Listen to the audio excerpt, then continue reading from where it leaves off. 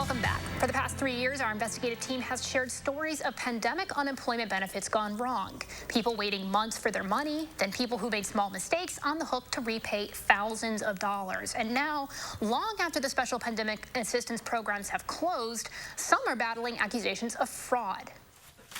It's a pandemic paper trail years in the making. I've had a pit in my stomach for the last 14 months every time I go to the mailbox.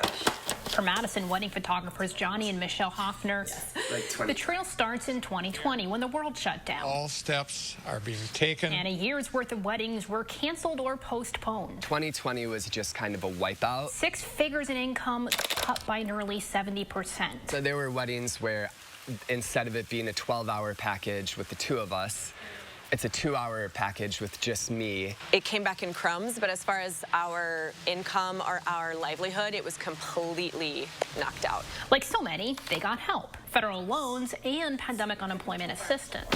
That's what backfired. So right before Christmas, it's December 23rd, I just found the letter. We were being accused of fraud and concealment. They were seeking to recoup everything plus a 40% penalty on both of us. At the time, it totaled more than $60,000 and kicked off a round of hearings with the Department of Workforce Development. Levied against. A main piece of evidence, a blog post where the Hoffners described their cutback work in 2020.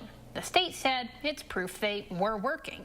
A reminder, PUA was supposed to help people whose work was significantly reduced. This is what screwed us. The DWD's own judges ended up siding with both John and Michelle. They'd made a few honest filing mistakes, but Claimant did not intend to mislead. There's no false statements or misrepresentation. Jonny and Michelle high-fived. They were good, except The determination issued and mailed is set aside. the department set aside the rulings of their own internal judges. Multiple attorneys told me they aren't even sure that's allowed.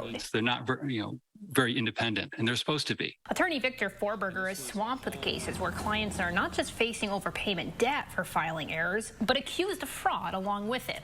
He believes the shift started last fall, although the DWD denied to him that was the case. Now it's reinvestigating all these claims and then looking to charge concealment. For this story, the state's response was short and left basically all our questions unanswered. The context is fraud was a huge issue for federal pandemic programs, from business loans to unemployment benefits.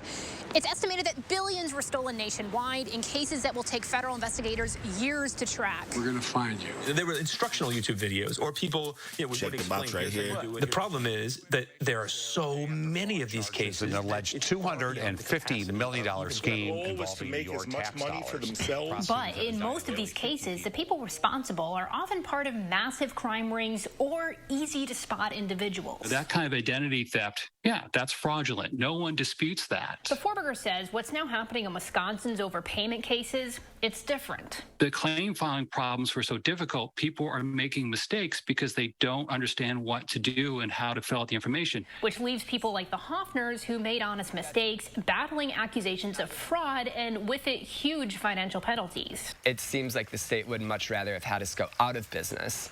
Right now, the Hoffners have no idea how much they currently owe. There's 3 answers. And they've been through the ringer with hearings where they didn't get the opposing evidence in advance. Multiple pages worth. And then it's like I have 2 minutes to respond. Now collection letters threaten to intercept their tax returns. They treat you immediately like a criminal. And the appeals go on. Because that's the only way to preserve your rights. It's a real mess out there. I laid out much of this in an email to the DWD to get some answers. In the past, they have shared details about these types of cases with me. This time, they did not. They wrote, quote, as part of its work to efficiently deliver effective services, including management and oversight of Wisconsin's unemployment insurance system, DWD bears responsibility for preventing fraud and overpayments. When I asked for an interview to answer general questions about how the state decides what fraud to pursue, they did not respond. For more, head online to channel3000.com. We'll be right back.